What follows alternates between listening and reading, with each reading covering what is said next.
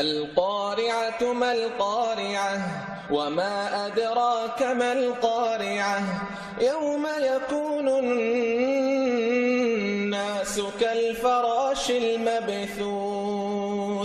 وتكون الجبال كالعهن المنفوش فأما من ثقلت موازينه فهو في عيشة راضية وأما من خفت موازينه فأمه هاوية